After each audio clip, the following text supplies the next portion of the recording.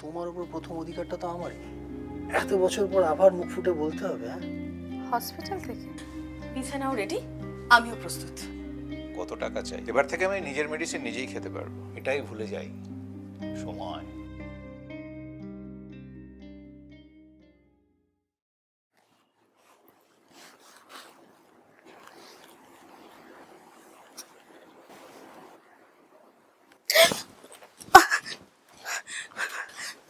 তুমি আমার বেডরুমে? সম্রাট কোথায়? এই যে তুমি তোমার বরকে এত ভয় পাও, চমকে ওঠো, আমার বেশ মজা লাগে জানো। আমি তোমাকে জিজ্ঞাসা করছি আর্য, সম্রাট কোথায়? ওয়াকে, ইভিনিং ওয়াকে আমি ওনাকে ছেড়ে এলাম। উনি এখন হাঁটছে। তুমি এই অবস্থায় ওনাকে রাস্তায় একা ছেড়ে দিয়ে এলে? ইস, খুব ভালোবাসো না নিজের বরকে? काश एक दिन के लिए कोई मुझे भी प्यार कर लेता। আর্য, তুমি কেন করছো আমাদের সাথে এরকম, বলতে পারো? তোমার তোমার কি চাই আমার কাছে? আমি কি চাই এত বছর পর আবার মুখ ফুটে বলতে হবে? হ্যাঁ, আমি তোমাকে চাই, তোমার পুরো শরীরটা চাই। তোমার আমার বিয়ে হয়ে গেছে আর্য। কে করতে বলেছিল বিয়ে? কলেজ লাইফ থেকে মনে মনে ভেবে রেখেছিলে যে তুমি আমার বউ হবে। নিধি, হ্যাঁ নিধি, নিধি, আজকে যেন আমি অনেকটা একা একা হাঁটলাম। আচ্ছা, এসো এসো এসো। হ্যাঁ হ্যাঁ, বসো বসো এখানে। নিধি, ঘরে কি কেউ আছে? না না, কেউ নেই তো, কেউ নেই। ও, তুমি একটু বসো, আমি একটু ঠান্ডা জল নিয়ে আসি। না না না না, তুমি বসো তো, তুমি বসো। নিধি, আমার না খালি মনে হচ্ছে ঘরে কেউ আছে জানো। না, কেউ নেই তো। কেউ নেই? কেউ নেই। আচ্ছা, ও ঘরে কেউ নেই। আচ্ছা, কেউ নেই ঘরে, কেউ নেই। আচ্ছা, তুমি তুমি একটু রেস্ট নাও। হ্যাঁ, আমি আমি তোমার জন্য একটু চা করে আনি। হ্যাঁ, চা।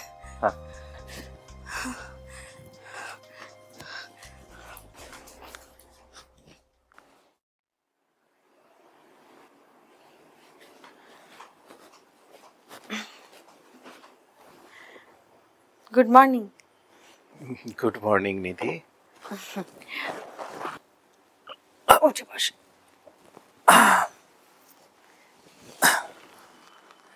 এই যে, এই নাও তোমার চা। ও, তুমি খাবে না? আমি পরে খাবো। পরে? কেন? আজকে আমি ঠিক করেছি তোমার পছন্দের সব রান্না করব। ও, আমার বাজার করাও হয়ে গেছে। ও নিধি, তোমার কথা মনে হলে আমার বড় কষ্ট হয় গো। এক হাতে আর কত কিছু করবে। এভাবে বলছো কেন? যদি ঠিক উল্টোটা হতো, এই অ্যাক্সিডেন্টটা যদি আমার হতো, তখন তুমি কি করতে বলো? আমার তো এখনো সেই দিনটা মনে পড়লে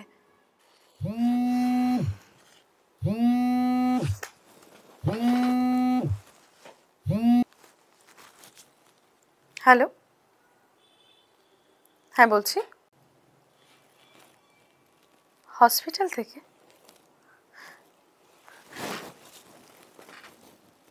কি হয়েছে? সম্রাট চ্যাটার্জির অ্যাক্সিডেন্ট হয়েছে? এখন উনি কেমন আছেন? আমি আসছি, আমি এখনই আসছি। হ্যাঁ, এখনই আসছি। গাটা শিউরে ওঠে হঠাৎ করে ফোনটা যখন এলো। কি থেকে যে কি হয়ে গেল আমি বুঝতেই পারলাম না। সবই ঈশ্বরের কৃপা জানো। ছেলেটার সামনে, মানে ওর গাড়ির সামনে অ্যাক্সিডেন্টটাও হলো, আর ওই আমায় যেন হসপিটালে নিয়ে গিয়ে অপারেশন করালো, চিকিৎসা করালো ঠিক মতো। ছেলেটা বড় ভালো। আর্য না কি যেন নাম। হ্যাঁ বলছি, আমি উঠি, আমার রান্নার জোগাড় করতে হবে। আচ্ছা নিধি, ছেলেটা যেন আমার মনে হয় আমার থেকে না বয়সে ছোটই হবে, তাই না? তোমার কি মনে হয়? আমি অত শত বলতে পারবো না। তুমি বসো, হ্যাঁ, আমার রান্না দেরি হয়ে যাবে। ও যাবে? আমি রান্নার জোগাড়টা করে আসি। হ্যাঁ, ও আচ্ছা।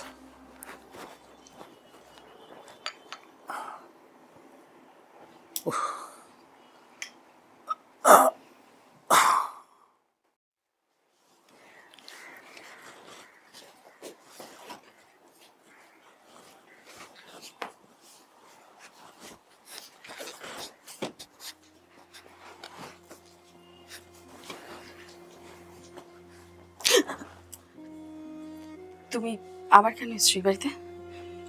আচ্ছা নিধি, এই বাচ্চাদের মতো প্রশ্নগুলো কেন করো বলো তো?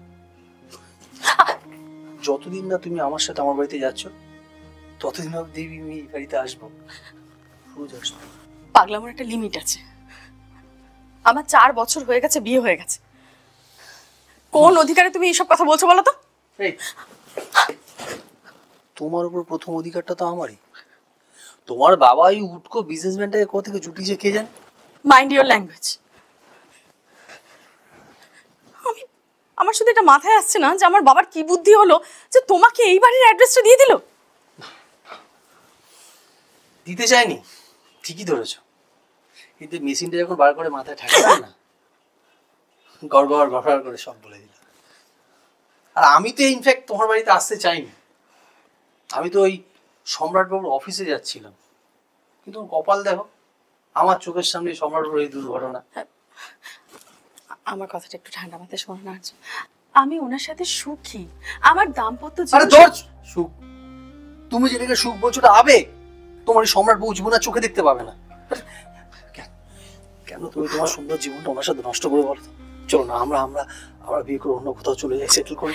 এটা হয় না, এটা কিছুতেই হয় না আর্য। আমি ওই অসহায় মানুষটাকে ঠকাতে পারবো না। আমি বেসিক্যালি চাই না ঠকাতে। অসহায়? তোমার এই অসহায় মানুষটা যখন জানতে পারবো আমাদের মধ্যে ইন্টুটা, তখন কি গো? ভাব ভাবো।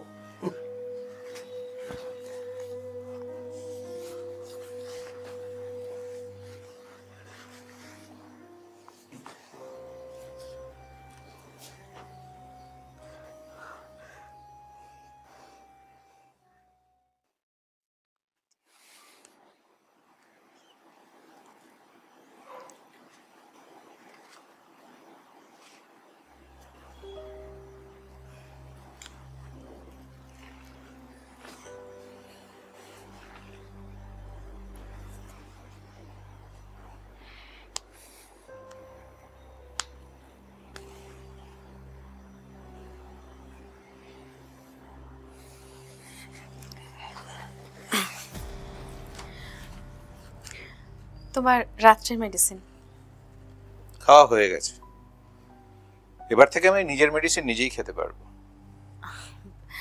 তুমি একা দেখে কি করে মেডিসিন খাবে? নিধি, ঈশ্বর যা করেন সব মঙ্গলের জন্য, জানো। আমার অ্যাক্সিডেন্ট হওয়া, চোখে দেখতে না পাওয়া, সব মঙ্গলের জন্য। তুমি এরকম ঘুরিয়ে পেঁচিয়ে কথা বলছো কেন? কিছু কি হয়েছে? সব তো হয়েই ছিল, আমি খালি জানতাম না। যাক, তোমাকে একটা খবর দিই, শুনলে বেশ আশ্চর্য হবে, সারপ্রাইজিং। আমি আবার আগের মতো চোখে দেখতে পাচ্ছি, আগের মতো। সত্যি? তুমি সত্যি দেখতে পাচ্ছ? আচ্ছা বলছি, ডাক্তার সমরেশকে বলা হয়ে গেছে, হয়ে গেছে। আমার ঠাকুরের কাছে কত মানা ছিল, ঠাকুর শুনেছে। তুমি তো বেশ খুশি হয়েছো। কেন খুশি হব না? আমার দৃষ্টি ফিরে আসায় যে তোমার যে সমস্যা হলো, পর্দার অন্তরালে যেটা চলছিল সেটা তো বাইরে চলে এলো। আর যে ছেলেটা বেশ হ্যান্ডসাম, বয়সটাও কম, তোমার সঙ্গে জুড়িটা বেশ ভালো হবে। গ্রেট।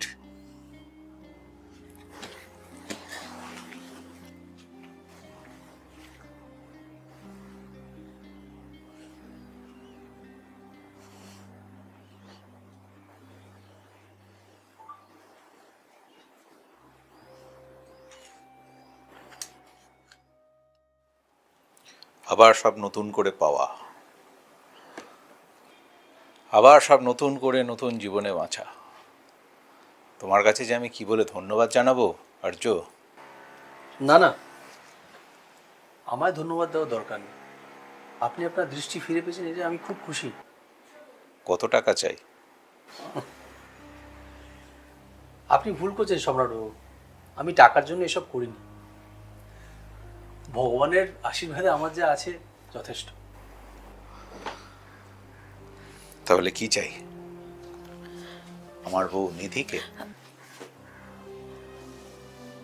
বলছি, তুমি ঘড়িটা ভুলে গেছিলে। হ্যাঁ, এটাই ভুলে যাই, সময়। বারবার করে এই সময়টাই ভুলে যাই। ঠিক আছে, তাহলে ভেবেচিন্তে বলো।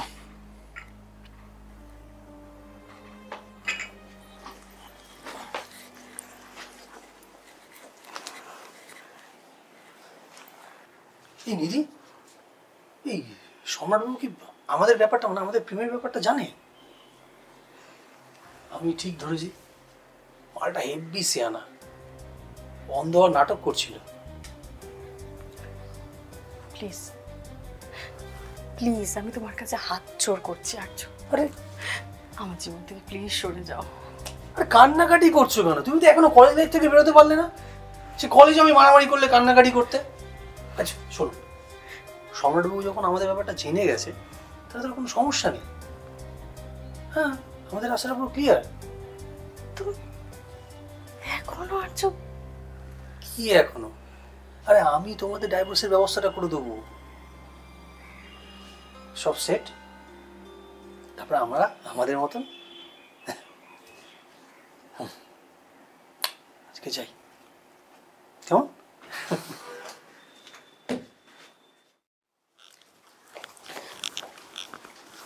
এসো, বিছানাও রেডি, আমিও প্রস্তুত। তুমি কিসের প্রস্তুতির কথা বলছো? আমি তো ঠিক বুঝতে পারছি না। এখনো তুমি নেকা সেজে বসে আছো? তোমার মতো একটা ছেলে আমার মতো একটা মেয়ের কাছে কি চাইতে পারে আমি বুঝতে পারি না। আমার শরীরটাকে ভোগ করতে চাও, তাই তো? আমি প্রস্তুত। কিসব উল্টোপাল্টা কথা বলছো নিধি, প্লিজ। উল্টোপাল্টা কথা বলছি শুধু এই কারণে আমার বাবা আমাকে এনার সাথে বিয়ে দিয়ে এত দূরে পাঠিয়ে দিয়েছিল। তোমার হাত থেকে বাঁচানোর জন্য লুকিয়ে বিয়ে দিয়েছিল আমাকে। নিধি দেখো, আমি জানি আমি খুব খারাপ ছেলে, উগ্র মেজাজের, কথায় কথায় মার দাঙ্গা করি, কিন্তু আজও অবধি তুমি বা তোমার বাবার প্রতি আমার আমি কিচ্ছু শুনতে চাই না তোমার কথা। তুমি যত টাকা আমার বাবাকে দিয়েছো, কড়াই গন্ডায় হিসেব করে আমি তোমাকে ফেরত দিয়ে দেবো। নিধি তোমার কি মনে হয় আমি এগুলো টাকা পয়সার জন্য করছি? তো তোমার টাকা চাই না, আমার শরীর চাই না, তাহলে তোমার চাইটা কি? তুমি কোন সাহসে আমার হাজবেন্ডের কাছে গিয়ে ডিভোর্সের কথা বলতে গেছিলে? কোন সাহসে? উত্তর দাও। নিধি আমি তোমায় বিয়ে করতে চাই, তোমার সাথে সংসার করতে চাই, তুমি আমাকে এত ভুল বুঝছো? কি স্বপ্ন তোমার, সত্যি বাঁদরের গলায় মুক্তমালা। হয়তো আমার বাবার টাকা কম থাকতে পারে, কিন্তু আমার বাবা একটা সুন্দর শিক্ষায় আমাকে বড় করেছিলেন। ভুলে গেছো তুমি না যে কলেজে আমি টপার ছিলাম? কি সুন্দর আমাকে নিজের পাশে হাজবেন্ড ভাবতে শুরু করে দিয়েছিলে। তোমাকে আর সহ্য করতে আমি পারছি না গো। কি সব বলছো নিধি তুমি? তোমার মুখে একটু আটকাচ্ছে না? কি আটকাবে আমার মুখে? আর কি বলার আছে আমার, বলো? এর থেকে আর যদি তুমি বেশি কিছু করার চেষ্টা করেছো, তাহলে এবার কিন্তু আমি নিজেকে না না না, তোমাকে নিজের সাথে কিছু করতে হবে না। তোমার বিয়ের 4 বছর পর আমি অনেক কষ্টে তোমার বাড়ির অ্যাড্রেস খুঁজে এসেছিলাম, জাস্ট তোমার সাথে কিছু কথা বলার জন্য। আমার যদি কোনো খারাপ উদ্দেশ্য থাকতো, যেদিনকে আমি তোমার সাথে দেখা করতে চাই সেদিন তোমার হাজবেন্ডের অ্যাক্সিডেন্ট হয়, আমি কিন্তু ওনাকে হসপিটালাইজড করি। এনিওয়েজ, আমি এতদিন তোমার ভালোবাসায় অজ্ঞান ছিলাম, আজ আমার জ্ঞান ফিরল। Thank you.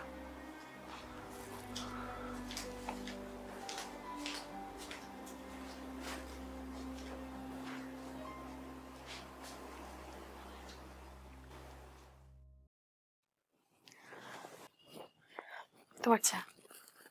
নিধি বসো তো, তোমার সাথে আমার কথা আছে, বসো। আমারও তোমাকে কিছু বলার ছিল। আমার মনে হয় না আমার কথা শোনার পর আর তোমার কিছু বলার থাকবে। আর্য আজকে আমার অফিসে এসেছিল, আমি ওকে ডেকে পাঠিয়েছিলাম। ওর সাথে কথা বলার পর এক অদ্ভুত অভিজ্ঞতা হলো। তুমি ওর সাথে বেশি কথা বলো না, ওর সাথে তুমি যত কথা বলবে আমাদের সম্পর্কটা কত ততটাই মজবুত হবে, মজবুত হবে নিধি। তোমার সঙ্গে 4 বছর বিয়ে হয়েছে, আজও তোমাকে আমি বিশ্বাস করতে পারিনি, কিন্তু আর্যর সঙ্গে কথা বলে জানলাম কলেজ লাইফ থেকেও তোমাকে ভালোবাসে। ও আজও বিশ্বাস করে যে ও তোমাকে বিয়ে করবে, তুমি ওকে ভালোবাসবে। কিন্তু তোমার বাবা জোর করে আমার সাথে তোমার বিয়ে দিয়ে দিল। কিন্তু বিশ্বাস করো, আমি কিন্তু আর্যকে মনে প্রাণে ঘেন্না করি। কেন ঘেন্না করো কেন? হট টেম্পার, রুড, এই জন্য?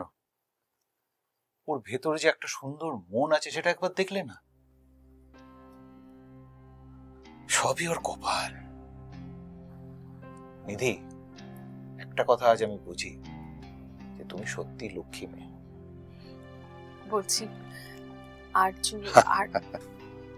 আর আসবে না, নিশ্চিন্তে থাকো, নিশ্চিন্তে সংসার করতে পারো।